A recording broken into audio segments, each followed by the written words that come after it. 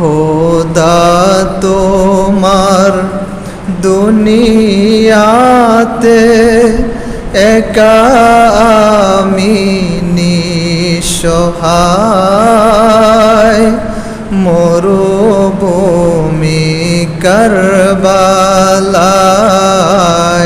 তৃষ্ণা নিয়ে যাই গো রেখে পানি তোমার দরিয়ায়,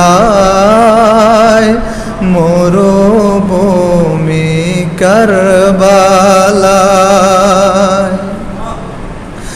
আজকে এসিদের কবজায় ফোরাতের পানি বহিয়া যায়,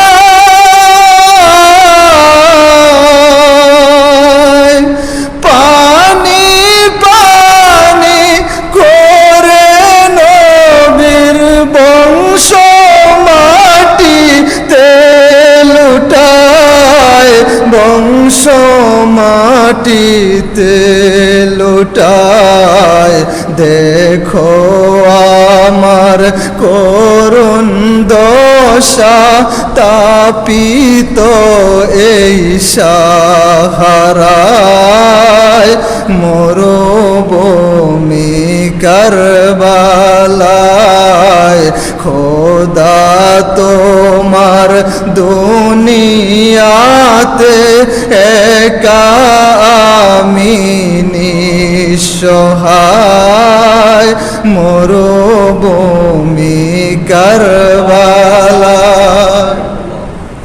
লক্ষ কোটি মানুষ দিয়ে সৃজিলে তুমি ভুবন,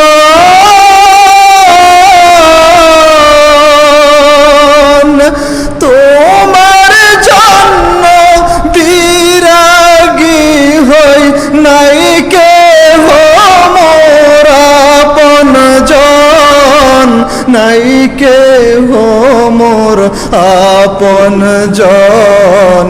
থাকলে কি আর মস্তক আমার, থাকলে কি আর মস্তক আমার, সীমারের ছুরির মাথায়, মরুভূমি কারবালায়। খোদা তোমার দুনিয়াতে একা আমি নিঃসহায়, মরুভূমি কারবালায়। নানাজি গো দেখো এসে সর্বদা আদর করি,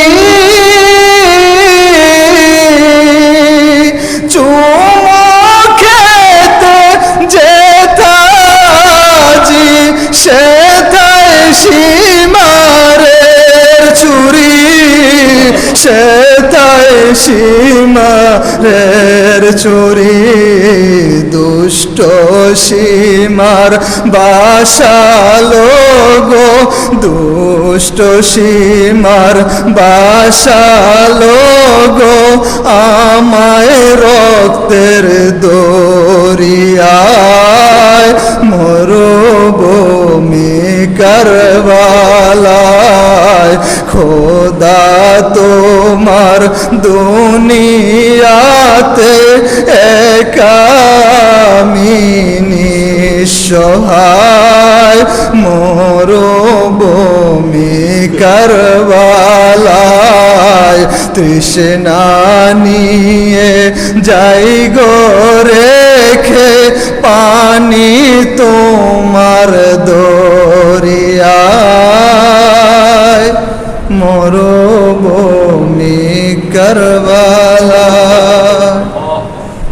মুআজ্জাজ মুহতারাম উলামায়ে কেরাম, পীর সাহেব কেবলা, সম্মানিত মুসল্লিয়ানি কেরাম এবং আমার ছাত্র ভাইয়েরা এবং আজকের এই লাইভের কল্যাণে যে জায়গা থেকে শুনছেন এবং অথবা পরবর্তীতে শুনবেন, প্রত্যেককে জানাই আন্তরিক মোবারকবাদ, সালাম আসসালামু আলাইকুম ওয়া রাহমাতুল্লাহি ওয়া বারাকাতুহু। মহান আল্লাহ সুবহানাহু ওয়া তাআলার আলিশান দরবারে অসংখ্য অগণিত শুকর ও সুজুদ যে আল্লাহ সুবহানাহু ওয়া তাআলা দুনিয়ার অন্যান্য মানুষদের থেকে বাছাই করে আজকের এমন একটি মহতী রাত্রে মহতী জলসায়, কি সেই জলসা, কাদের নিয়ে আজকে আলোচনা হবে? কাল হাসরের ময়দানে যারা হাউজে কাউসারের পানি নিয়ে আমাদেরকে পান করাবেন, আজকে তাদেরকে নিয়ে আলোচনা হবে। আজকে কাদেরকে নিয়ে আলোচনা হবে? কাল হাসরের ময়দানে আমরা গুনাহগারদেরকে শাফায়াত করে করে হাতে ধরে ধরে যারা জান্নাতে নিয়ে যাবেন, সেই জান্নাতের সরদার যুবকদের আজকে আলোচনা হবে। আল্লাহ সুবহানাহু ওয়া তাআলার দরবারে সেজন্য শুকরিয়া তান আদায় করে বলি আলহামদুলিল্লাহ। লক্ষ কোটি তার চেয়ে অনেক অনেক অনেক বেশি দরুদ ও সালামের নজরানা পেশ করছি প্রিয় রাসূল আকরাম নূরে মুজাসসাম সরকারে দুজাহা আহমদে মুজতবা মুহাম্মদে মুস্তাফা সাল্লাল্লাহু আলাইহি ওয়াসাল্লামের নূরানি কদম মোবারকে, এবং শান্তি বর্ষিত হোক শুহাদায়ে কারবালা, শুহাদায়ে বদর, শুহাদায়ে উহুদ, শুহাদায়ে খন্দক, যত যেই শাহাদাত যারা বরণ করেছেন প্রত্যেকের রুহে আজকের হাদিয়াটুকুন আল্লাহ তাআলা পৌঁছে দেন। সকলে বলে আমিন। সম্মানিত হাজিরিন, আল্লাহ সুবহানাহু ওয়া তাআলা পবিত্র কালামুল্লাহ শরীফে ইরশাদ করেন, ওয়ালা তাকুলু লিমান ইউকতালু ফি সাবিলিল্লাহি আমওয়াত বাল আহইয়াউ ওয়ালাকিন লা তাশউরুন। এই আয়াতের অংশের সরল অনুবাদ হচ্ছে, যারা আল্লাহর রাস্তায় শাহাদাত বরণ করেন তাদেরকে তোমরা মৃত বলিও না। অন্য আয়াতের মধ্যে এসেছে ওয়ালা তাহসাবান্না, তোমরা ধারণাও করিও না। আর এই আয়াতের শেষের দিকে আল্লাহ তাআলা বলতেছেন বাল আহইয়াউ ওয়ালাকিন লা তাশউরুন, যে তারা হচ্ছেন জীবিত কিন্তু তোমরা তা উপলব্ধি করতে পারো না। সুবহানাল্লাহ। আল্লাহ তাআলার দরবারে শাহাদাতের মর্যাদা অনেক বেশি। এই বেশি হওয়ার কারণে দেখা গেছে ছুরি বল্লম এগুলোর আঘাতের সামনে সাহাবায়ে কেরাম যখন জিহাদের ময়দানে যেতেন তারা ভয় করতেন না, বরং সকলেই শহীদি মৃত্যু কামনা করতেন। আমরা ইসলামের যে খলিফা তাদের যদি জীবনের দিকে লক্ষ্য করি তাহলে দেখতে পাবো যে তাদের সকলেই শাহাদাত বরণ করেছেন। হযরত ওমর রাদিয়াল্লাহু তাআলা আনহু তাকে নামাজে ফজর নামাজের সময় মসজিদে নববীতে ইমামতি করছিলেন, ওই সময় তাকে ছুরি দিয়ে আঘাত করা হয়েছিল, যার কারণে তিনি 2-1 দিন পর শাহাদাত বরণ করেছিলেন। হযরত ওসমান গনি রাদিয়াল্লাহু তাআলা আনহু বিদ্রোহীদের দ্বারা নিজের বাসভবনে কোরআনের তেলাওয়াত করা অবস্থায়, তিনি তখন সূরা তহা থেকে তেলাওয়াত করতেছিলেন, ওই অবস্থায় হযরত ওসমান গনিকে শাহাদাত বরণ করানো হয়েছে। তার রক্তের দাগ কোরআন শরীফের মধ্যে এখনো লেগে আছে। হযরত আলী রাদিয়াল্লাহু তাআলা আনহু খারিজিদের মাধ্যমে নামাজে যাচ্ছিলেন, পথিমধ্যে তিনি আক্রান্ত হয়েছেন, আঘাতপ্রাপ্ত হয়ে শাহাদাত বরণ করেছেন। এমনিভাবে ইমাম হাসান রাদিয়াল্লাহু তাআলা আনহু, তাকেও 20 প্রাণের মাধ্যমে শাহাদাত বরণ করানো হয়েছে।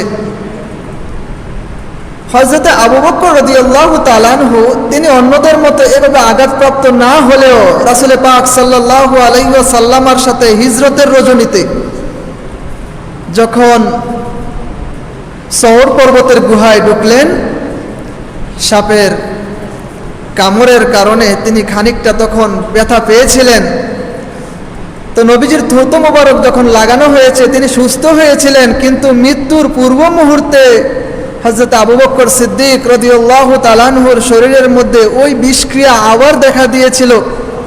ওনার শরীরটা নীল বর্ণের মতো ধারণ করেছিল, উদ্দেশ্য একটাই, তিনি যেন শাহাদাতের মর্যাদা লাভ করেন। সুবহানাল্লাহ।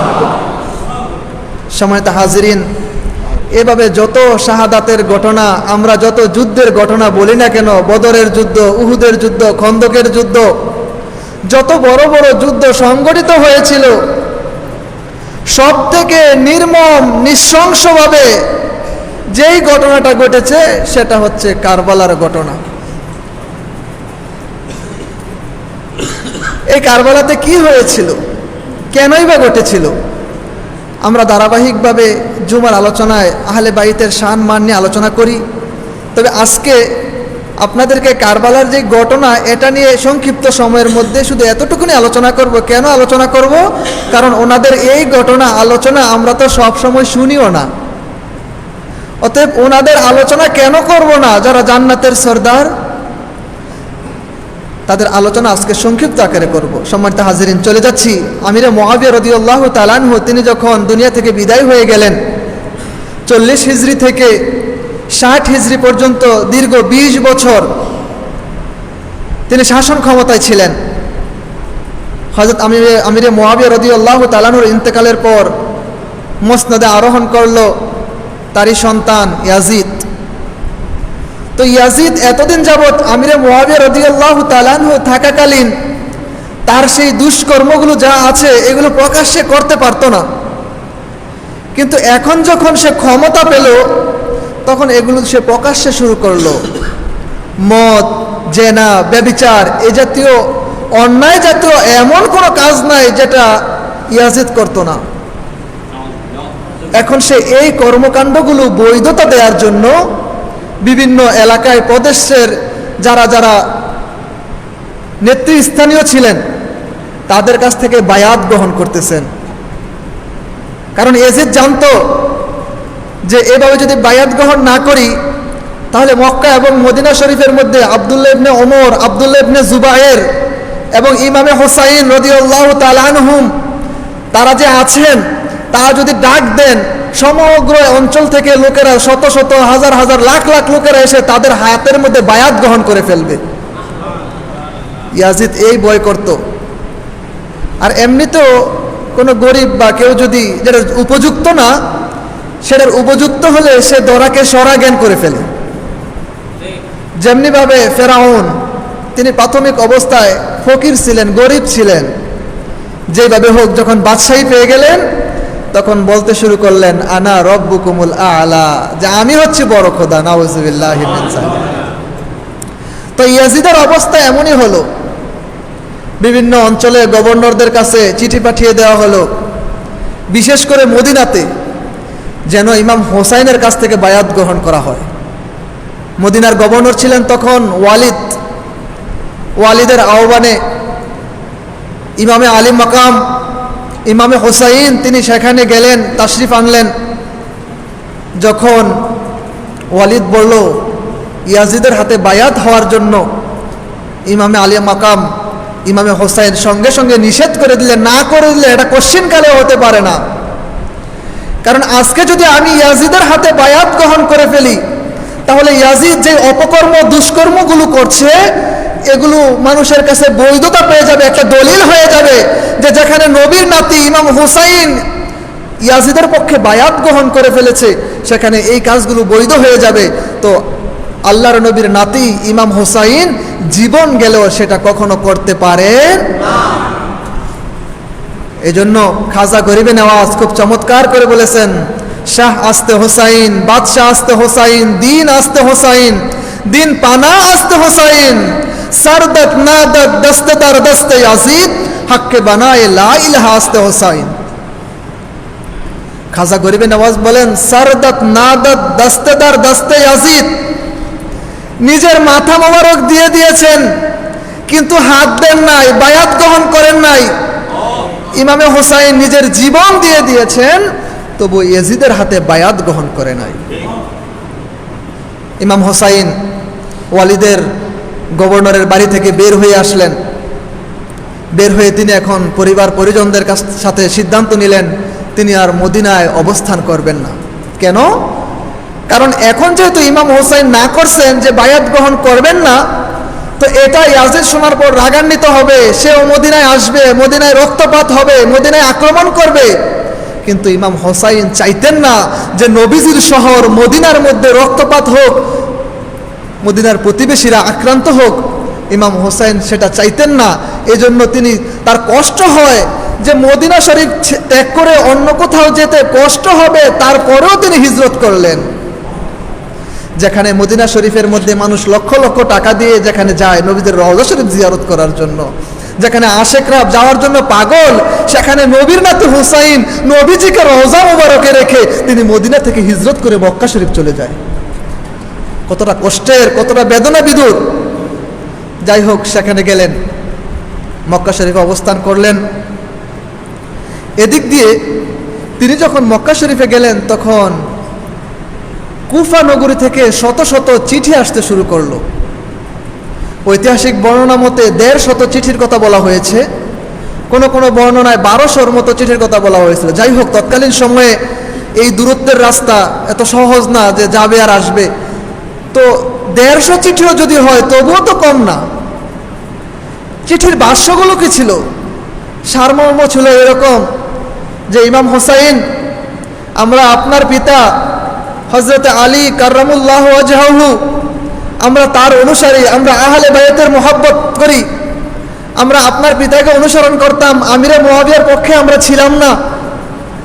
তো বর্তমান সময়েও আমরা এই কুফার অধিবাসী যারা আছি, আমরা ওই ইয়াজিদের হাতে বায়াত গ্রহণ করব না, ইয়াজিদকে আমরা মানি না। আপনি আসুন, আপনি আসার অপেক্ষায় আমরা আছি, আপনি আসলে আপনার হাতে বায়াত গ্রহণ করব। সুবহানাল্লাহ। অন্যান্য আরো চিঠির মধ্যে এই ধরনের বক্তব্য পাওয়া যায় কঠিন ভাষায় যে, ইমাম হোসাইন, আপনি যদি আজকে আমাদের নিকট না আসেন, আপনি না আসার কারণে আমরা এই দুষ্ট পাপাচার ইয়াজিদের হাতেই বায়াত গ্রহণ করে ফেলব। আর এই দুষ্ট ইয়াজিদের হাতে বায়াত গ্রহণ করার কারণে কাল হাসরের ময়দানে যদি আল্লাহ সুবহানাহু ওয়া তাআলা আমাদেরকে জিজ্ঞাসা করে যে ইয়াজিদের হাতে কেন বায়াত গ্রহণ করলা, তখন আমরা বলে দিব যে আমরা নবীর নাতি ইমাম হোসাইনের কাছে চিঠি প্রেরণ করে জানিয়েছিলাম যে আপনি আসুন, আমরা আপনার হাতে বায়াত গ্রহণ করব, আপনার জন্য আমাদের জান এবং মাল কুরবান করে দিব, কিন্তু তারপরেও তিনি আসেন নাই। ইমাম হোসাইন শরীয়তের এই দিক দিয়ে তিনি আটকে যাবেন বিদায় তিনি সম্মতি দিলেন যে হ্যাঁ, কুফার দিকে গমন করবেন। তবে তিনিও দূরদর্শী ছিলেন। শুরুতে তিনি পরিস্থিতি দেখার জন্য নিজের চাচাতো ভাই মুসলিম ইবনে আকিলকে তিনি সেখানে প্রেরণ করলেন। মুসলিম ইবনে আকিলকে যাবার সময় চিঠি লিখে দিলেন কুফাবাসীদের উদ্দেশ্যে যে, কুফাবাসী, আমার চাচাতো ভাই মুসলিম ইবনে আকিলকে তোমাদের নিকট প্রেরণ করছি, সে তোমাদের কাছে যাবে, তোমাদের অবস্থা পর্যবেক্ষণ করবে। যদি তোমাদের অবস্থা পর্যবেক্ষণ করে সে সন্তোষজনক মনে করে, তবে আমাকে চিঠি লিখবে, আমি তারপর যাব, এর আগে নয়। মুসলিম বিন আকিল ইমাম হোসাইনের সিলমোহরযুক্ত চিঠি নিয়ে সেখানে গেলেন। এদিক দিয়ে মুসলিম বিন আকিলের 2 পুত্র মুহাম্মদ এবং ইব্রাহিম, তারাও বায়না ধরলো বাবার সাথে যাবে। ঠিক আছে, শেষ পর্যন্ত 2 ভাইয়ের সঙ্গে গেলেন। কুফা নগরীতে যাওয়ার পর, সকালে যাওয়ার পর শত শত মানুষ দলে দলে আসতেছে ইমাম হোসাইনের পক্ষে। হযরত মুসলিম বিন আকিলের হাতের মধ্যে সবাই বায়াত গ্রহণ করা শুরু করে দিয়েছে। সুবহানাল্লাহ। সকালে সন্ধ্যায় তার আপ্যায়নের, খেদমতের, মেহমানদারির কোনো কমতি হচ্ছে না। সকলেই জান কুরবান করে দিবে এমন একটি অবস্থা। মুহূর্তের মধ্যে দেখা গেল প্রায় 40,000 লোক মুসলিম বিন আকিলের হাতে ইমাম হোসাইনের পক্ষে বায়াত গ্রহণ করে ফেলল। সুবহানাল্লাহ। মুসলিম বিন আকিল তিনিও অবস্থা পর্যবেক্ষণ করে দেখলেন যে আসলেই তো ঘটনা সত্য। কুফারবাসী তো আসলেই চায় যে ইমাম হোসাইন এখানে আসুক, ইমাম হোসাইনের হাতে তারা বায়াত গ্রহণ করবে। এদিক দিয়ে মুসলিম বিন আকিল তিনিও ইমাম হোসাইনের নিকট একখানা পত্র লিখে দিলেন যে, ইমাম, আপনি এখন আসতে পারেন, অবস্থা সম্পূর্ণ আপনার অনুকূলে, আপনি রওনা হয়ে যান। চিঠি পেয়ে ইমাম হোসাইন তিনিও রওনা হয়ে গেলেন মক্কা শরীফ থেকে। কাদেরকে নিয়ে রওনা হলেন? ইমাম হোসাইন তিনি তার ছেলে, বাতিজা, নিজের বিবি, ছোট মাসুম বাচ্চা আসগর, এদের মতো বন্ধু বান্ধব সহ বর্ণনায় এসেছে 83 জন, কোনো বর্ণনায় 72 জন, একটা কাফেলা নিয়ে তিনি রওনা হয়ে গেলেন। সম্মানিত উপস্থিতি, একটু খেয়াল করে দেখুন, এই কাফেলার ভিতরে কিন্তু যারা ছিল তারা হচ্ছে যুবক, বাচ্চা, মহিলা। এমন একটা কাফেলা যেখানে অস্ত্র শস্ত্র সাথে নাই তেমন। তারা কখনো যুদ্ধের উদ্দেশ্যে এভাবে পরিবার নিয়ে বের হতে পারে না। বর্তমান সময়ে ইয়াজিদকে বাঁচানোর জন্য যারা বলে থাকে যে ইমাম হোসাইন সেখানে রাজনৈতিক উদ্দেশ্যে গিয়েছিলেন, যদি রাজনৈতিক উদ্দেশ্যে যেতেন তিনি অস্ত্র শস্ত্র সজ্জিত হয়ে সেনাবাহিনী নিয়ে বের হতেন, কিন্তু তিনি তার পরিবার পরিজন মাসুম বাচ্চা তাদেরকে নিয়ে বের হয়েছেন। এটা মূলত তার রাজনৈতিক উদ্দেশ্য ছিল না, উদ্দেশ্য ছিল একটাই, নানার দ্বীনকে প্রতিষ্ঠিত করা। সম্মানিত হাজরিন, মুসলিম বিন আকিলের হাতে যখন 40,000 লোক বায়াত গ্রহণ করে ফেলল, এদিক দিয়ে এজিদের কিছু গুপ্তচর তারাও এজিদের কাছে পত্র লিখে পাঠিয়ে দিল যে আপনি তো নাকে তেল দিয়ে ঘুমাচ্ছেন, আর এদিকে দেখেন আপনার বিপক্ষে হোসাইনের পক্ষে মুসলিম বিন আকিলের হাতে 40,000 লোক বায়াত গ্রহণ করে বসে আছে। তখনকার সময়ে কুফার গভর্নর ছিলেন নোমান ইবনে বাশির। তিনি এই ঘটনা দেখেও তেমন কিছু করতেছেন না, কারণ তিনিও আহলে বাইতের মোহাব্বতের লোক ছিলেন। সুবহানাল্লাহ। তো ইয়াজিদ কি করলো, আরেকজন পাপাচারী দুষ্ট কঠোর প্রকৃতির লোক ওবাইদুল্লাহ ইবনে জিয়াদ, যে বসরার গভর্নর ছিল, তার কাছে চিঠি লিখলো যে তুমি এখন কুফাতে চলে যাও, তুমি কুফার গভর্নর, সাথে সাথে তোমাকে বসরার গভর্নরও রাখলাম। সেখানে গিয়ে মুসলিম বিন আকিল ইমাম হোসাইনের পক্ষে যে বায়াত গ্রহণ করছে সেটাকে কঠোর হস্তে দমন করো। ঠিকই যেই কথা সেই কাজ। ইবনে জিয়াদ সে কুফায় এসে পড়লো। কুফায় আসার পর কুফার বড় বড় নেতৃত্ব স্থানীয় যেই লোকগুলো তাদেরকে আটক করে গভর্নরদের যেই বিল্ডিং সেই ঘরের মধ্যে নজরবন্দি করে রাখলো। এই ঘটনা চারিদিকে কথাবার্তা চলতেছে। তো মুসলিম বিন আকিল যখন শুনলেন যে এদেরকে এই অবস্থা করছে, তিনি কি করলেন, 40,000 তার এই যারা বায়াত গ্রহণ করেছে তাদেরকে নিয়ে সেই গভর্নর বিল্ডিং এর মধ্যে রওনা হয়ে গেলেন। তখনকার সময়ে যদি মুসলিম বিন আকিল চাইতেন, এই 40,000 যে লোক তাদেরকে দিয়ে এই বিল্ডিংকে ধূলিসাৎ করে ফেলতে পারতেন, কিন্তু ইমাম হুসাইনের চাচাতো ভাই মুসলিম বিন আকিল ইমাম হুসাইনের মতো তিনিও চান না যে কোনো একটা বিশৃঙ্খলা হোক, রক্তপাত ঘটুক, তিনিও সেটা চান না। তিনি তাদেরকে সেই আদেশ দেন নাই। এদিকে পাপাচারী ইবনে জিয়াদ খুবই কৌশলী ছিল। সে কি করলো, যাদেরকে আটক করছে তাদেরকে বুঝিয়ে শুনিয়ে বলতেছে যে যারা বাহিরে আছে এরা সবাই তোমাদের সন্তান সন্ততি, তোমাদের আত্মীয় স্বজন, তাদেরকে এখন আমি যা বলবো যদি তুমি তাদেরকে গিয়ে তা না বলো তাহলে তাদের সবাইকে আমরা হত্যা করে ফেলবো, ধ্বংস করে ফেলবো তোমাদের বাড়িঘর। তারাও ভয় পেয়ে গেল। তখন তাদেরকে বুঝিয়ে সুঝিয়ে ইমাম মুসলিমের যে 40,000 বাহিনী ছিল সেখান থেকে সবাইকে পিছু হটিয়ে ফেললো। শেষ পর্যন্ত দেখা গেল যে সকালবেলা 40,000 ইমাম মুসলিমের হাতে বায়াত গ্রহণ করেছে, সন্ধ্যা হতে না হতে সেখানে 500 জন ব্যতীত সবাই চলে গেল। এই কুফার লোকেরা তৎকালীন সময়ে হযরত আলী রাদিয়াল্লাহু তাআলা আনহু তার সময় এরকম বেঈমানি করেছিল। এদিকে মাগরিবের আজান হয়ে গেল। সকালে বলল ইমাম ঠিক আছে চলুন আমরা মাগরিবের নামাজখানা আদায় করি, সেখানে যাওয়ার পর আমরা পরামর্শ করব যে আমাদের পরবর্তী পদক্ষেপ কি হতে পারে। ইমাম মুসলিম বিন আকিল বললেন ঠিক আছে চলো। নামাজ শুরু হয়ে গেল। 3 রাকাত নামাজ, সালাম ফিরিয়ে দেখেন পিছনের 500 জনের একজনও নাই। ইমাম মুসলিম তিনি হতবাক হয়ে গেলেন, এ কেমন অবস্থা? 40,000 লোক যেখানে ইমামকে মোহাব্বত করে বলে তারা আসতে চেয়েছে, এখন তাদের একজনও নাই। এবার যখন ইমাম বের হলেন, প্রত্যেক ঘরের দরজা লাগানো, কোনো ঘরেই এখন তার ঠাঁই নাই। রাস্তায় রাস্তায় ঘুরতেছেন, কোনো ঘরে ঠাঁই নাই, কোনো ঘরে ঠাঁই নাই। শেষ পর্যন্ত এক বৃদ্ধ মহিলা দেখলেন দরজা খোলা, তার সাথে কথাবার্তা আলোচনা চলল। মহিলা বলল আপনি কি? সমস্ত ঘটনা বলার পর বলল আপনি মুসলিম? আমরা তো শুনেছি যে আপনার হাতে কুফার লোকেরা দলে দলে বায়াত গ্রহণ করতেছে, কিন্তু আপনার এই অবস্থা কেন? মহিলা তাকে আশ্রয় দিলেন। পরবর্তীতে তাকে যেভাবে হোক ধরে নিয়ে যাওয়া হলো ইবনে জিয়াদের প্রাসাদে। সেখানে যাওয়ার পর কোন কোন বর্ণনা এসেছে তিনি যখন গেট দিয়ে ঢুকতেছেন তাকে নিয়ে যাওয়ার সময় বলা হয়েছে যে ইবনে জিয়াদ আপনার সাথে পরামর্শ করতে চায়, আপনি চলুন। তো মুসলিম বিন আকিল তিনিও তো চান যে হ্যাঁ পরামর্শ হোক। যখন তিনি ভিতরে ঢুকলেন, আগে থেকে পেতে থাকা তার ঘরের ভিতরের যেই প্রহরী দস্যুরা ছিল তাকে আক্রমণ করে বসলো। আরেক বর্ণনা এসেছে মুসলিম বিন আকিলের সাথে কথাবার্তা বলার পর তাকে এবার শহীদ করে ফেলবে। তাকে সাদে নিয়ে যাওয়া হলো। তাকে কিছু শর্ত দেওয়া হয়েছিল যে আপনি ইমাম হোসাইনকে আসতে বলুন, তিনি আসুক, তিনি এসে ইয়াজিদের হাতে বায়াত গ্রহণ করবে, তখন আপনাকেও কিছু করব না, তাকেও কিছু করব না, বরং আপনাদেরকে দম দৌলত দিলে মালামাল করে দিব। মুসলিম বিন আকিল এই প্রস্তাব প্রত্যাখ্যান করলেন। তাকে বাড়ির ঘরের ছাদের উপরে নিয়ে যাওয়া হলো। তাকে যখন শহীদ করা হবে তিনি বললেন, শহীদ হওয়ার পূর্বে আমাকে 2 রাকাত নফল নামাজ পড়ার সুযোগ দিয়ে দাও। সুবহানাল্লাহ। অতঃপর তিনি সমগ্র কুফাবাসী যারা বাহিরে আসছিল, সেই 40,000, এরা সবাই আবার সামনে এখন আছে।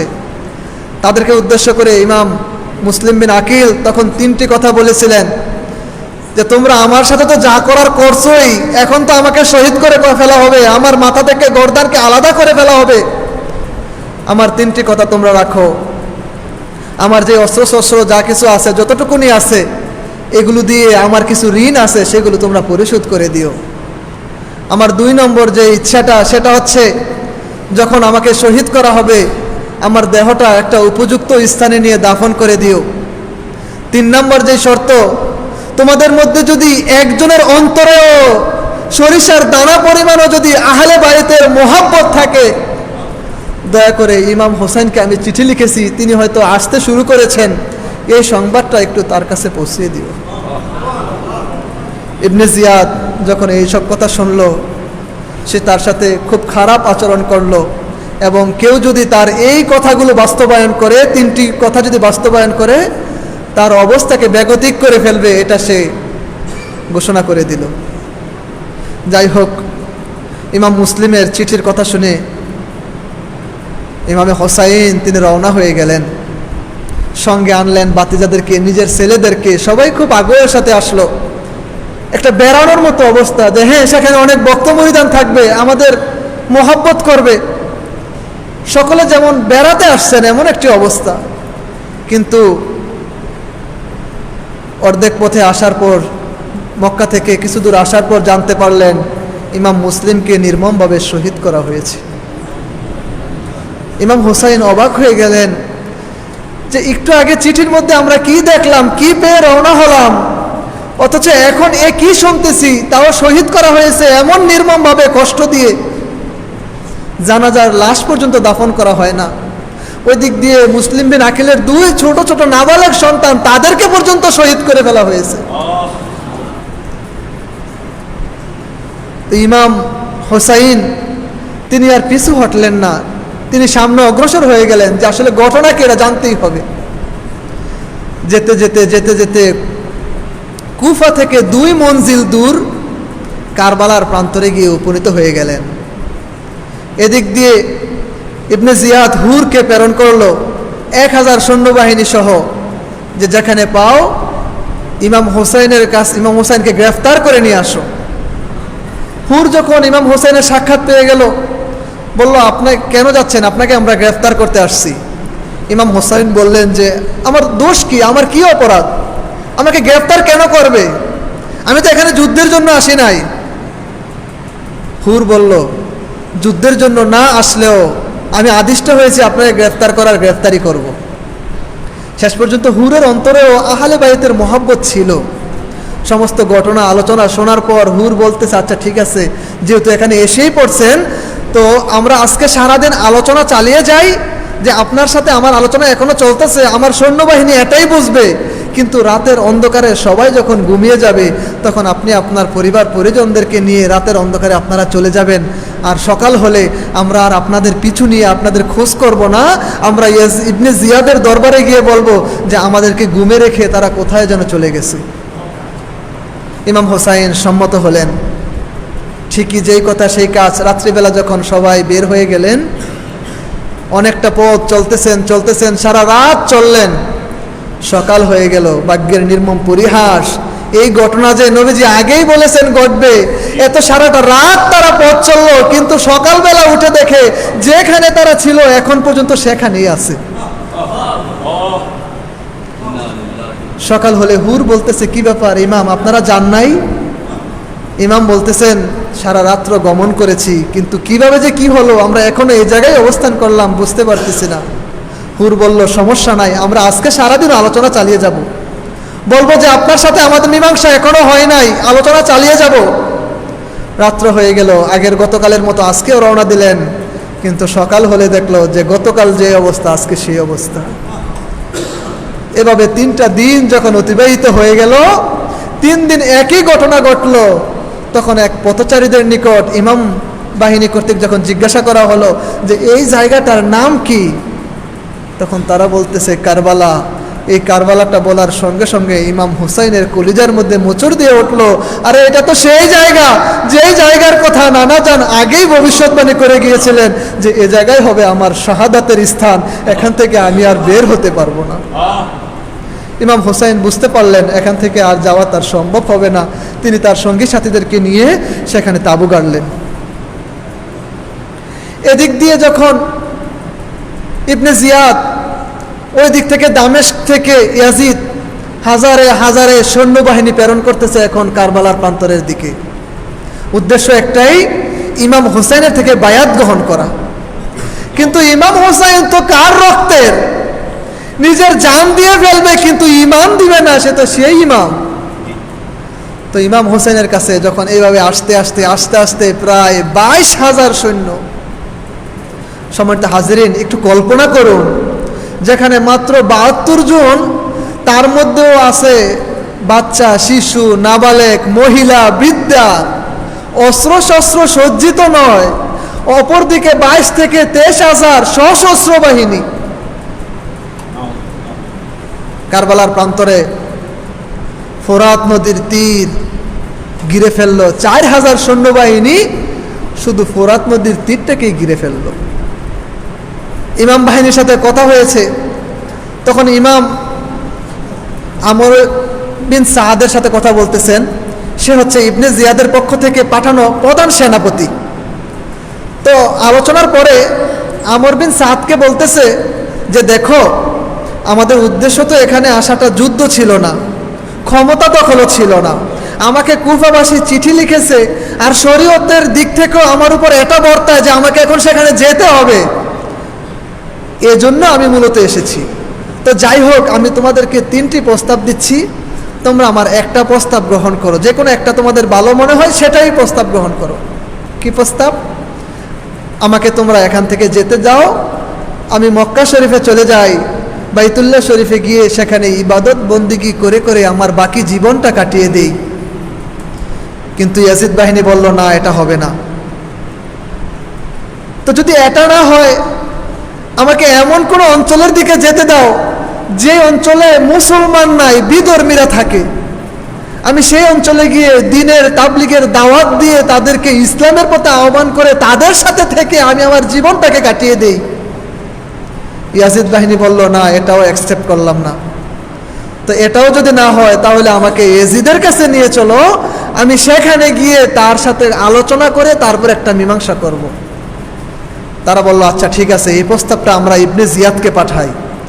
যখন ইবনে জিয়াদের কাছে এই প্রস্তাব নিয়ে পাঠানো হলো, ইবনে জিয়াদ রাগান্বিত কঠিন সুরে তখন আমর বিন সাদকে বলতেছে যে তোমাকে তো সালিশি করার জন্য সেখানে পাঠাই নাই, তোমাকে পাঠিয়েছি ইমাম হোসাইন থেকে হয়তো বায়াত গ্রহণ করবে, যদি বায়াত গ্রহণ না করে তাদের সাথে যুদ্ধ ঘোষণা করে দাও। এবার যুদ্ধ ঘোষণা করবে। ফোরাত নদীর তীর অবরোধ করে রেখেছে 4,000 সৈন্যবাহিনী দিয়ে। এটা ছিল 7 তারিখের ঘটনা। চলতে চলতে 1, 2, 3, 10 তারিখ যখন আসলো, কি একটা অবস্থা! যেই ফোরাত নদীর তীরের পানি তাদের পক্ষ থেকে বলা হলো এখান থেকে পশু খাবে, পাখি খাবে, কুকুর খাবে, বিড়াল খাবে, কিন্তু নবী পরিবারকে খেতে দিবে না।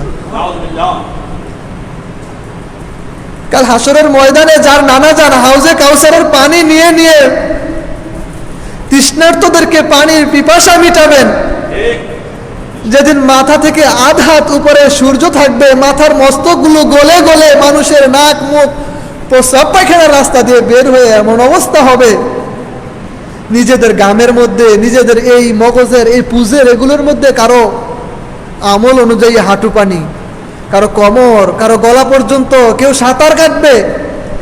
এমন একটা পরিস্থিতির মধ্যে যারা হাউজে কাউসারের পানি দিয়ে এই উম্মতের নাজাতের ব্যবস্থা করবে, তাদের জন্য ফোরাতের পানি বন্ধ।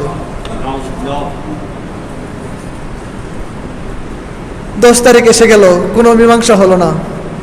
এবার ইমাম হোসাইন তিনি তো রক্তপাত চান না, তিনি তাদেরকে বললেন, দেখো তোমরা আমার সাথে কেন রক্তপাত ঘটাবে? আমি তো তোমাদের এখানে রক্তপাত ঘটানোর জন্য আসি নাই। আর আমার রক্তপাত ঘটাবে, আমার একটু কান্না শুনলে নবীজি বলতেন, ফাতেমা হোসাইনকে কান্দায়ও না, হোসাইন কাঁদলে আমার কষ্ট হয়। যে হোসাইনের জন্য নবীজি মিম্বারে খুতবা রেখে নিচে চলে আসতেন। নামাজের মধ্যে নবী যখন সেজদায় যায়, যে ইমাম হোসাইন নবীজির কাঁধের উপরে চড়ে বসে থাকে, নবীজি সুবহান রব্বিয়াল আলা 3 বার 5 বার 7 বার 9 বার পড়তেই থাকেন। ইমাম হুসাইন যে পর্যন্ত কাঁধ থেকে না নামেন সেই পর্যন্ত নিচে নামেন না। আজকে সেই ইমাম হুসাইনকে তারা এখানে যুদ্ধ করবে, শহীদ করবে।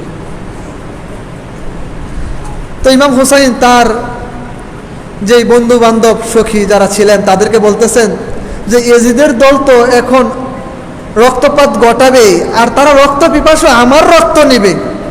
তো তোমরা যারা আছো, আমার পরিবার পরিজন, তোমরা মদিনাতে চলে যাও, বরং আমি এখানে শহীদ হয়ে যাই। কিন্তু ইমামের সঙ্গী সাথী যারা ছিল তারা সেদিন বলল যে ইমাম, আজকে আপনাকে যদি এখানে রেখে যাই, কাল হাসরের ময়দানে যদি না যান আমাদেরকে প্রশ্ন করে বসেন যে আমার নাতি ইমাম হুসাইনকে তোমরা রেখে এসেছিলে একা সেই কারবালার প্রান্তরে, তখন আমাদের কি অবস্থা হবে? আমরা এই দুনিয়াবি জিন্দেগি চাই না, আমরাও আপনার সাথে এখানে থেকে শাহাদাত বরণ করব। তো ইমাম হুসাইন তিনি 50 জনের মতো যারা বন্ধু বান্ধব ছিলেন তাদেরকে বিদায় দিয়ে দিলেন। যুদ্ধ করতে করতে অসংখ্য ইয়াজিদ বাহিনীদেরকে তারা জাহান্নামে পৌঁছিয়ে দিয়েছে। কিন্তু 24,000-এর সাথে এই সামান্য কিছু লোক, এটাকে পেরে ওঠা সম্ভব? যতই করুক, তারা দূর থেকে তীর নিক্ষেপ করে, তলোয়ার দিয়ে আঘাত করে, বর্ষা নিক্ষেপ করে। 50 জন যখন শহীদ হয়ে যায়, এবার ইমামের চাচাতো ভাই মুসলিম বিন আকিলের আপন ভাই আব্দুল্লাহ ইবনে মুসলিম তিনি বললেন, আমাকে যাওয়ার অনুমতি দিন। ইমাম হোসাইন তাকে বুকে জড়িয়ে ধরলেন, কপালে চুমু দিলেন, বিদায় দিয়ে দিলেন। আব্দুল্লাহ ইবনে আকিল সেখানে গিয়ে তাদের সাথে যুদ্ধ করতে করতে করতে করতে অনেক ইয়াজিদ বাহিনীদেরকে জাহান্নামে পাঠিয়ে দিয়ে শেষ পর্যন্ত তিনিও শাহাদাত বরণ করলেন। ইন্না লিল্লাহি ওয়া ইন্না ইলাইহি রাজিউন।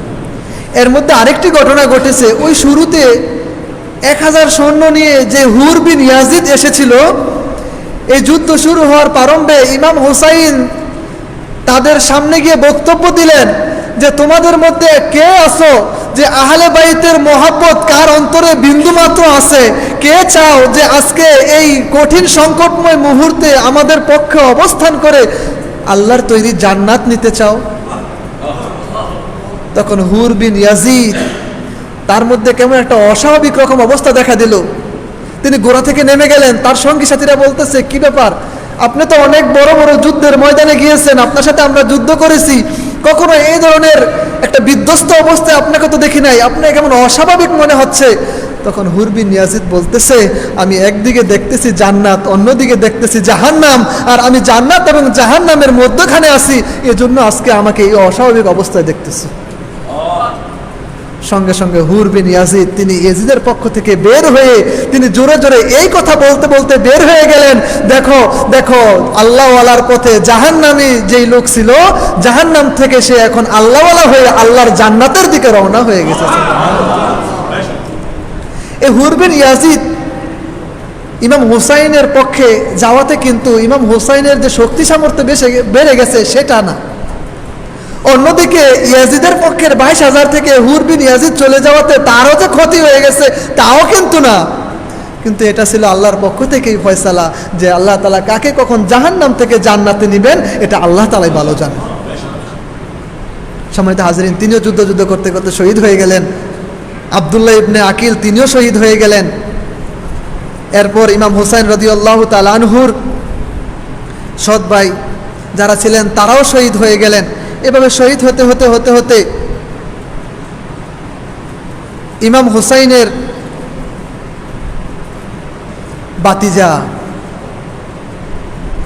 ইমাম হুসাইনের বাতিজা আব্দুল্লাহ বিন হাসান, হযরত হাসান রাদিয়াল্লাহু তাআলা আনহুর সন্তান, তিনি বললেন, চাচা যান বিদায় দিন। বিদায় দিলেন। সেখানে যাওয়ার পর তিনিও শাহাদাতের পেয়ালা পান করে ফেললেন। ইন্না লিল্লাহি ওয়া ইন্না ইলাইহি রাজিউন। এরপর এবার কাশেম রাদিয়াল্লাহু তাআলা আনহু, যার সাথে যিনি ওসিয়ত করে গিয়েছিলেন যেন ইমাম হোসাইনের কন্যা সকিনা রাদিয়াল্লাহু তাআলা আনহা, তার সাথে যেন শাদী দেওয়া হয়। তো কাশেম বলতেছে, চাচা যান আমাকে যেতে দিন, আমি সেখানে গিয়ে পানি পান করি। আজকে 3 দিন হয়ে গেছে, এই তৃষ্ণা আর ভালো লাগতেছে না। আমি সেখানে যাই, যুদ্ধের ময়দানে গিয়ে শাহাদাতের পেয়ালা পান করে হাউজে কাউসারের পানি পান করে ফেলিস। ইমাম হোসেন বলতেছে যে না না, আমি তোমাকে যেতে দিতে পারি না, আমার সকিনার সাথে ভাইয়ের ওসিয়ত ছিল তোমার বিবাহ দিব। তখন কাশেম বলতেছে, চাচা যান সেটা ওসিয়ত করেছে, কিন্তু আমার কাছে আব্বাজান একখানা তাবিজ আমাকে দিয়ে গিয়েছিল, বলেছিল কাশেম যখন কোনো কঠিন বিপদের মধ্যে পড়ে যাবে তখন তুমি ওই তাবিজটা খুলবে, দেখবে ভিতরে কি আছে। হযরতে কাশেম সেই তাবিজটা খুলে দেখে সেখানে লেখা যে কাশেম তোমার চাচা যান কঠিন বিপদের মধ্যে পড়বে কারবালার প্রান্তরে, তুমি যখন সেখানে থাকবে তোমার প্রাণটা উৎসর্গ করতে বিন্দু মাত্র কুণ্ঠিত হইও না। হযরত কাশেম চলে গেলেন বীরের বেশে, সেখানে অসংখ্য ইয়েজিদি বাহিনীকে জাহান্নামে পাঠিয়ে দিয়ে নিজেও শেষ পর্যন্ত তীরের আঘাতে আঘাতে জর্জরিত হয়ে গোড়া থেকে পড়ে গেলেন, শহীদ হয়ে গেলেন। ইন্না লিল্লাহি ওয়া ইন্না ইলাইহি রাজিউন। এরপর জয়নাব রাদিয়াল্লাহু তাআলা আনহা, ইমাম হুসাইন রাদিয়াল্লাহু তাআলা আনহুর বোন, ছোট বোন, তিনি তার 2 সন্তান হযরত মুহাম্মদ এবং হযরত আউনকে, তারাও ছোট ছোট, তাদেরকে নিয়ে আসলেন শাহাদাতের পেয়ালা পান করানোর জন্য। ইমাম হোসেন বললেন, না বোন, তাদেরকে আমি চাই না যে ইয়াজিদ বাহিনী বর্ষার আগার মধ্যে তাদেরকে তুলে রাখবে, এটা আমার সহ্য হবে না, তাদেরকে তুমি নিয়ে যাও, তাদেরকে সেখানে পাঠানোর দরকার নাই, তাদেরকে ভিতরে নিয়ে যাও।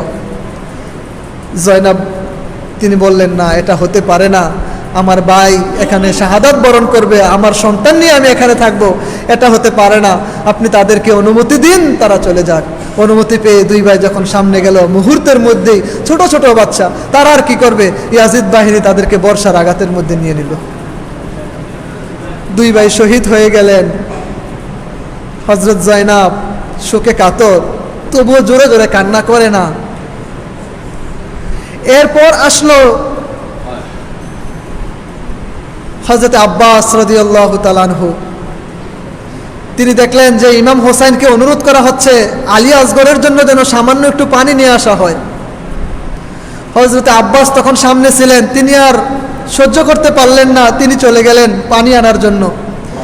এজিদিদেরকে যারা পাহারায় ছিল তাদের চোখ ফাঁকি দিয়ে তিনি পানিও নিয়ে ফেললেন। 1 মশক পানি নিয়ে কাঁধের মধ্যে রাখলেন, হাতের মধ্যে পানি তুললেন, চোখের সামনে নিতেই বাতিজার কথা স্মরণ হয়ে গেল যে আসগর তো এখনো পানি পান করে নাই, আমি কেমনে পানি পান করি। তিনি পানি নিয়ে গোড়া নিয়ে নিচ থেকে একটু উপরে উঠলেন। ইয়াজিদ বাহিনী তাকে দেখে শত শত তীর নিক্ষেপ করতে লাগলো। তিনিও যুদ্ধ করতে শুরু করলেন তাদের সাথে। এক পর্যায়ে ডান হাত যেখানে পানির মশকটা ছিল, ইয়াজিদ বাহিনী হাতটাকে কেটে ফেলে দিল। হযরত আব্বাস রাদিয়াল্লাহু তাআলা আনহু অপর হাতের মধ্যে নিয়ে নিলেন, ওই হাতটাকেও কেটে ফেললো। এবার তিনি সেটা মুখের মধ্যে নিয়ে নিলেন, এবার তার গর্দানটাকে শরীর থেকে আলাদা করে দিল। এভাবে হযরত আব্বাস রাদিয়াল্লাহু তাআলা আনহু তিনিও দুনিয়া থেকে বিদায় হয়ে গেলেন। ইন্না লিল্লাহি ওয়া ইন্না ইলাইহি রাজিউন। এবার আসলেন আলী আকবর, নওজোয়ান, 18 বছর বয়স। তার শাকল ছিল সম্পূর্ণ নবীজির মতো।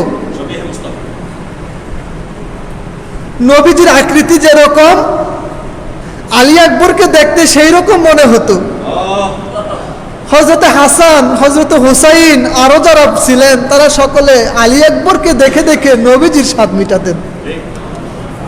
নবীজি আলী আকবরকে বললেন, ইমাম হুসাইন আলী আকবরকে বললেন যে বাবা তোমার যাওয়ার দরকার নাই, তুমি তো শেখলে নবী, তোমার যাওয়ার দরকার নাই। তিনিও বললেন, বাবা যান, আমার আর এই 3 দিনের তৃষ্ণা আর সহ্য হচ্ছে না, আমিও যাই, হাউজে কাউসারের পানি পান করে জান্নাতুল ফেরদাউসে চলে যাই। ইমাম হোসাইন তাকে অনুমতি দিলেন, চলে গেলেন। অনেক ইয়াজিদেরকে মুহূর্তের মধ্যে তিনি কপোতকাওয়াত করে মাটির মধ্যে শুয়ে দিলেন। তন্মধ্যে তারেক বিন শীস ছিল, বলেছিল, কার সাহস আছে, আসো আমার সামনে। আলী আকবর যুদ্ধের ময়দানে গিয়ে এভাবে যখন বললেন, তারেক বিন শীস আসলো, তাকে মুহূর্তের মধ্যে জমিনে ফেলে দিল। তারপর তার সন্তান আসলো ওমর বিন তারেক, তারেকেও জমিনের মধ্যে ফেলে দিল। তারপর তার আরেক ভাই আসলো, তাকেও জমিনের মধ্যে ফেলে দিল। হযরতে হোসাইনের কাছে এবার গেল আলী আকবর। হোসাইন দেখে খুব খুশি, বলতেছে, বাবা যান, তৃষ্ণায় আর পারতেছি না, যদি একটু পানি পাওয়া যেত, একটু পানির ব্যবস্থা করে দেন। হযরত হোসাইন বললেন, বাবা আমার জিহ্বাটা একটু চুষে নাও, একটু আরাম পাবে। ইমাম হোসাইনের জিহ্বাটা চুষে আলী আকবর চলে আসলেন যুদ্ধের ময়দানে। যুদ্ধ করতে করতে করতে করতে এক পর্যায়ে তীরের আঘাতে জর্জরিত হয়ে তিনিও গোড়া থেকে পড়ে গেলেন, দুনিয়া থেকে বিদায় হয়ে গেলেন, শাহাদাতের পেয়ালা পান করে ফেললেন। ইন্না লিল্লাহি ওয়া ইন্না ইলাইহি রাজিউন। এবার ছোট ছেলে আসগর, মাত্র 6 মাস বয়স। ঘর থেকে বিবিরা বলতেছে যে আমাদের বুকের দুধও শুকিয়ে গেছে, পানিও নাই, খাবার নাই, আমরাও কিছু খেতে পারি না, দুধ আসবে কোথা থেকে? শিশু বাচ্চা জিহ্বা বের করে দিয়েছে, যদি একটু পানি পাওয়া যেত। অনেক অনুরোধ করার পর ইমাম হোসাইন নিয়ে গেলেন, বললেন যে আমি পানি পান করলে আমার শরীরে শক্তি আসবে, তোমাদের সাথে যুদ্ধ করব, কিন্তু এই মাসুম বাচ্চা সে পানি পান করার পর তার শরীরে তো কোনো শক্তি আসবে না, সে যে পানি পান করে তোমাদের সাথে যুদ্ধ করবে এমনও তো কোনো ঘটনা না, তার জন্য একটু পানি দাও। কমবক্ত নালায়েক ইয়াজিদ বাহিনীর একজন এমনভাবে তীর নিক্ষেপ করলো, আলী আসগরের গলার মধ্যে ঢুকে গেল। ইমাম হোসাইন তীরটাকে বের করে সন্তানকে দিয়ে আসলেন শহর বানুর কাছে। জয়নাব রাদিয়াল্লাহু তাআলা আনহু কান্না করতেছেন, নবী পরিবার একে একে সবাই শহীদ হয়ে গেল, হযরতে ইমাম হোসাইন শুধু এখন বেঁচে আছেন। ইমাম হোসাইন এবার রওনা হবেন যুদ্ধের ময়দানে, বলতেছেন, আমাকে আমার বাবা যান হযরত আলী রাদিয়াল্লাহু তাআলা আনহুর জুলফিকারটা দাও, আমার নানা জানের পাগড়ি মোবারকটা আমার মাথায় পরিয়ে দাও, হযরতে আমিরে হামজার বড়মোটা আমার শরীরে পরিয়ে দাও। হযরতে আমিরে হামজা যখন শাহাদাত বরণ করে, আমিরে হামজাকে শহীদ করেছিল ওয়াহশী। তো ওয়াহশী শেষ পর্যায়ে সে মুসলমান হয়েছিল। সে যখন নবীজির সামনে আসতো, নবীজি বলতেন, ওয়াহশী তুমি তো মুসলমান হয়েছো, তোমার অতীতের অপরাধ সব ক্ষমা হয়ে গেছে, কিন্তু তুমি আমার সামনে সামনে থাকিও না, একটু আশেপাশে থাকিও।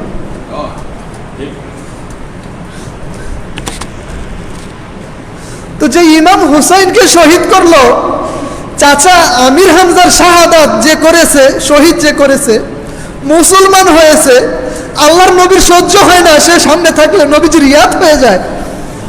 তো এমন অবস্থায় যাকে ইমাম হুসাইন, নবীজি যার শরীরের মাথা থেকে পা পর্যন্ত এমন কোনো জায়গা নাই যেখানে নবীজি চুমা দেন নাই। এমনিতে নানারা নাতিদেরকে মোহব্বত করে গালে মুখে চুমা দেয়, কিন্তু ঠোঁটের ভিতর, দাঁতের মধ্যে, জিহ্বার মধ্যে কখনো চুমা দেয় না, মুখের ভিতর চুমা দেয় না। ইমাম হুসাইন যখন জন্মগ্রহণ করে, নবীজি নিজের জিহ্বা মুবারক ইমাম হুসাইনকে চুষাইছিলেন, সেখান থেকে থুতু মুবারক দিয়েছিলেন। তো এমন আদরের নাতিকে শহীদ করবে, আর সেই শহীদ যারা করবে তাদের পক্ষ নিয়ে অবস্থান যারা করবে, কাল হাসরের ময়দানে আমার নবীজি তাদের দেখে কি করবেন? নবীজির সামনে এবার এই ঘটনা আসলে নবী অবশ্যই এটা অ্যাকসেপ্ট করবেন না। ইমাম হুসাইন তিনি রওনা হবেন। অসুস্থ ইমাম হুসাইনের সন্তান জয়নুল আবেদিন তিনি আসলেন, বলতেছে, আব্বাজান আমাকে বিদায় দিন, আপনার আগে আমি যাই। ইমাম হুসাইন বলতেছে, বাবা তুমি যদি চলে যাও, নবীর বংশ, নবীর সিলসিলা জারি রাখবে কে? আর তুমি যদি না থাকো, আজকে নিশ্চিত আমি এখানে শাহাদাতের পেয়ালা পান করব, তোমার যে মা বোন যারা এখানে আছে তাদের সাথে কোনো মহারেমও থাকবে না। এই ভিন দেশে, অচেনা দেশে আমরা যে এই কঠিন একটা বিপদে পড়ে গেলাম, তোমাকে যুদ্ধের ময়দানে যাওয়ার দরকার নাই, তবে তোমরা যদি এখান থেকে মদিনাতে যাও, মদিনাতে যাওয়ার পর বাড়িতে যাওয়ার আগে নানা জানের কাছে গিয়ে আমার সালাম দিয়ে আমার এই ঘটনাগুলো আগে বলিও। হযরত ইমাম হোসেন কান্না করতে করতে তাকে ফিরিয়ে দিলেন। পরিবার পরিজন যারা ছিল সবার কাছ থেকে বিদায় নিয়ে তিনিও যুদ্ধের ময়দানে ঝাঁপিয়ে পড়লেন। মুহূর্তের মধ্যে শত শত শত শত ইয়াজিদ বাহিনীকে জাহান্নামে পাঠিয়ে দিলেন। দুরন্ত বেগে যুদ্ধ করতেছেন, তীরের আঘাত জর্জরিত হয়ে শরীরটা কাবাবের মতো হয়ে গেছে। এক পর্যায়ে যখন জোহরের আজান হয়ে গেল, তিনি যুদ্ধবিরতি দিয়ে গোড়া থেকে নেমে গেলেন, পড়ে গেলেন। ওইদিকে ইমামের শিবিরেও আজান হয়, ইয়াজিদের শিবিরেও আজান হয়। এক শিবিরের উদ্দেশ্য আজানের আশহাদু আল্লা ইলাহা ইল্লাল্লাহ, আশহাদু আন্না মুহাম্মাদুর রাসূলুল্লাহ। এক শিবিরের আজানের উদ্দেশ্য হচ্ছে নবী পরিবারকে রক্ষা করবে। আরেক শিবিরে আজান দেয় তারাও নামাজ পড়বে, নবী পরিবারকে হত্যা করবে।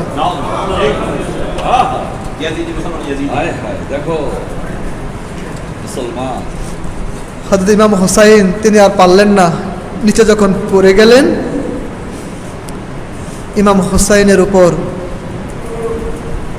সীমার আরো কয়েকজন সহ তারা ইমাম হুসাইনের উপরে উঠে গেল। ইমাম হুসাইন বললেন যে ঠিক আছে, আমাকে শহীদ করবে, আমাকে নামাজের ওয়াক্ত হয়েছে, আমাকে 2 রাকাত নামাজ পড়ার সুযোগ করে দাও। যখন নামাজের সিজদায় যাব আমাকে শহীদ করে দিও।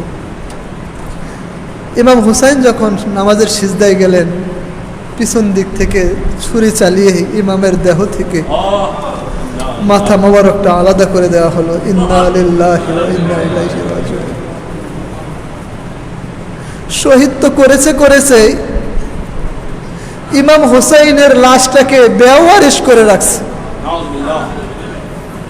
ওইদিকে ইয়াজিদ বাহিনী তাদের দলের লোকদেরকে খুঁজে খুঁজে খুঁজে খুঁজে জানাজার ব্যবস্থা করে, কাফন দাফনের ব্যবস্থা করে।